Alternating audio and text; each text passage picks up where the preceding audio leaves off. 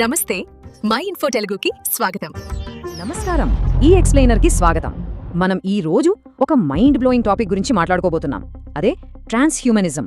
అసలు మన బయాలజీని అంటే మన శరీర పరిమితులను టెక్నాలజీతో పూర్తిగా మార్చేస్తే ఎలా ఉంటుంది? ఈ అద్భుతమైన కొంచెం ఆశ్చర్యం కలిగించే కాన్సెప్ట్ గురించి ఇప్పుడు డీప్గా డైవ్ చేద్దాం. అసలు ఈ ట్రాన్స్హ్యూమనిజం అంటే ఏంటి?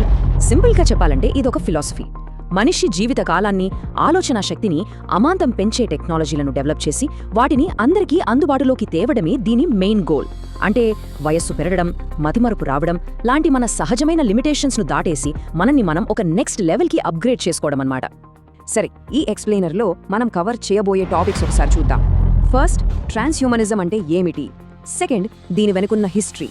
థర్డ్, మన బాడీని ఎలా అప్గ్రేడ్ చేసుకోవచ్చు. ఫోర్త్, ఇందులో ఉన్న నైతిక వివాదాలు.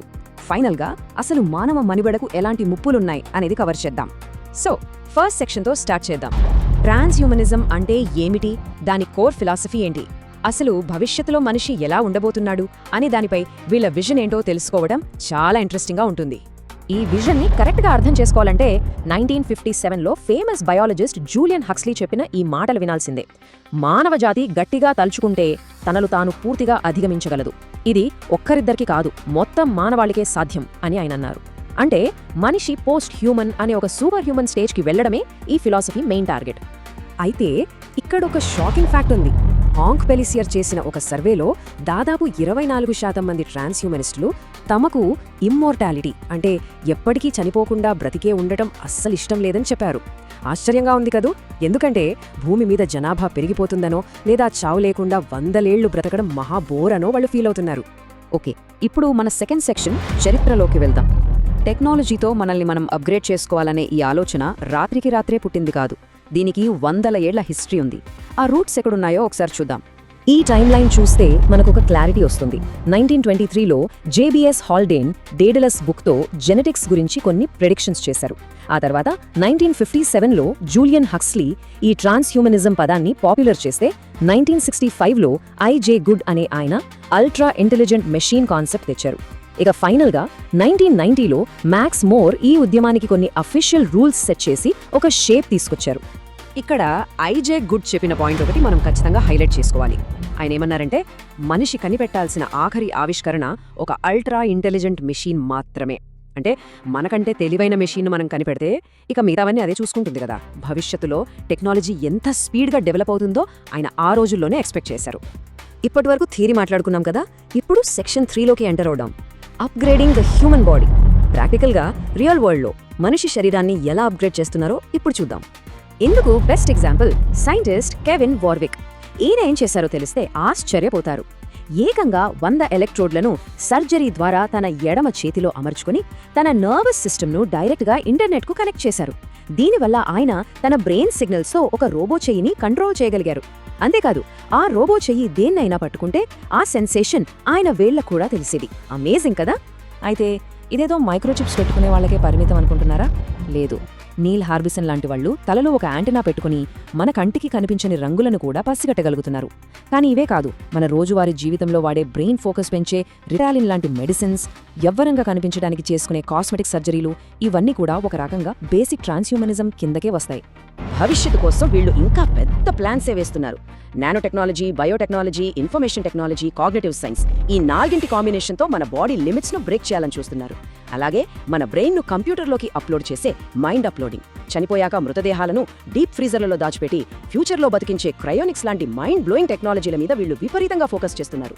మరి ఇలాంటి ఎక్స్ట్రీమ్ మార్పులు వస్తుంటే ఎవరైనా ఊరుకుంటారా? ఖచ్చితంగా వ్యతిరేకిస్తారు. అదే మన fourth section, the great ethical divide. ఇందులో ఉన్న నైతిక వివాదాలు ఏంటో ఇప్పుడు నిష్పక్షపాతంగా చూద్దాం. ఇక్కడ ప్రధానంగా 2 భిన్నమైన వాదనలున్నాయి.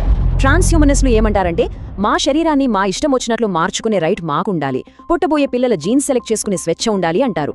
కానీ బయోకన్జర్వేటివ్లు దీన్ని తీవ్రంగా వ్యతిరేకిస్తున్నారు.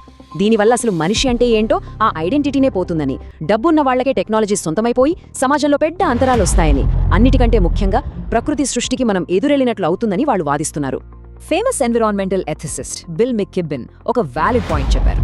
అసలు మనకు వృద్ధాప్యం రావడం, జబ్బులు పడటం లాంటి పరిమితులున్నాయి కాబట్టే మన లైఫ్కి ఒక వాల్యూ, ఒక మీనింగ్ ఉంటుంది అని ఆయన అంటారు. ఆ లిమిట్స్ అన్నీ టెక్నాలజీతో తీసేస్తే ఇక మన జీవితంలో మనం తీసుకునే నిర్ణయాలకు అసలు విలువేముంటుంది? ఆలోచించాల్సిన విషయమే కదా. ఇక పొలిటికల్ ఎకానమిస్ట్ ఫ్రాన్సిస్ ఫుకుయామా అయితే ఏకంగా ట్రాన్స్హ్యూమానిజంను ప్రపంచంలోనే అత్యంత ప్రమాదకరమైన ఆలోచన అని అనేశారు. ఎందుకంటే ఇలా మనుషుల బయాలజీని మార్చేస్తే మనందరం సమానం అనే బేసిక్ డెమోక్రటిక్ ఐడియానే పూర్తిగా నాశనమైపోతుందని ఆయన ఆందోళన చెందుతున్నారు. ఇక మన లాస్ట్ సెక్షన్కి వద్దాం. అదే మానవ మనుగడ, అస్తిత్వం, ఒప్పులు. మనిషిని టెక్నాలజీతో అప్గ్రేడ్ చేయటం అనేది ఈ భూమి మీద మన సర్వైవల్తో ఎలా లింక్ అయి ఉందో చూద్దాం. మన మానవ జాతి అంతరించిపోయే ప్రమాదమున్న 6 పెద్ద థ్రెట్స్ ఇక్కడ కనబడుతున్నాయి. కంట్రోల్ తప్పిన ఆర్టిఫిషియల్ ఇంటెలిజెన్స్, ఆస్టరాయిడ్స్ భూమిని ఢీకొట్టడం, డేంజరస్ నానో టెక్నాలజీ, ఏవైనా కొత్త పాండమిక్స్ రావడం, అణుయుద్ధాలు మరియు సమాజం కుప్పకూలడం. ఇలాంటి ముప్పుల నుండి మనుషులను ఎలా కాపాడాలి అన్నదే ట్రాన్స్హ్యూమనిస్ట్లో అతి పెద్ద టార్గెట్. ఇది ఎంత సీరియస్ ఇష్యూ అంటే దిగ్గజ సైంటిస్ట్ కీర్తిశేషులు స్టీవెన్ హాకింగ్ స్వయంగా ఒక వార్నింగ్ ఇచ్చారు. మనుషులకున్న సహజమైన కోపం, తెలివి తక్కువ పనుల వల్ల మనమే ఈ ప్రపంచాన్ని నాశనం చేసుకునే ప్రమాదం ఉందన్నారు. దాన్ని ఆపాలంటే జెనెటిక్గా గానీ మెకానికల్గా గానీ మన ఇంటెలిజెన్స్ను పెంచుకోవడం అనేది ఒక ఆప్షన్ కాదు, అది భవిష్యత్తులో ఖచ్చితంగా చేసి తీరాల్సిన అవసరమని ఆయన స్పష్టం చేశారు. మరి ఒక పక్క టెక్నాలజీతో ప్రయోజనాలు, మరో పక్క ప్రమాదాలు. ఈ రెండింటిని ఎలా బ్యాలెన్స్ చేయాలి? దీనికి philosopher Nick Bostrom differential technological development అనే సొల్యూషన్ చెప్పారు. సింపుల్గా చెప్పాలంటే మనల్ని నాశనం చేసే టెక్నాలజీలు డెవలప్ అయ్యేలోపే మనల్ని కాపాడే మంచి టెక్నాలజీలను ఫాస్ట్గా కనిపెట్టాలి. ఆవిష్కరణల స్పీడ్ని మనం ఎప్పటికప్పుడు కంట్రోల్ చేయగలగాలి. ఇక ముగించే ముందు ఒక లోతైన ప్రశ్న. ఒకవేళ టెక్నాలజీ సాయంతో మనం ఏ వృద్ధాప్యం, జబ్బులు లేకుండా పర్ఫెక్ట్గా తయారయ్యామనుకుందాం. అప్పుడు అసలు మనిషి అనిపించుకుంటామా? ఒక అర్థవంతమైన మానవ అనుభూతి అప్పటికీ మిగిలి ఉంటుందా? లేక మనం పూర్తిగా వేరొక జీవిగా మారిపోతామా? రాబోయే కాలంలో ప్రతి ఒక్కరూ ఖచ్చితంగా ఆలోచించాల్సిన అద్భుతమైన ప్రశ్న ఇది.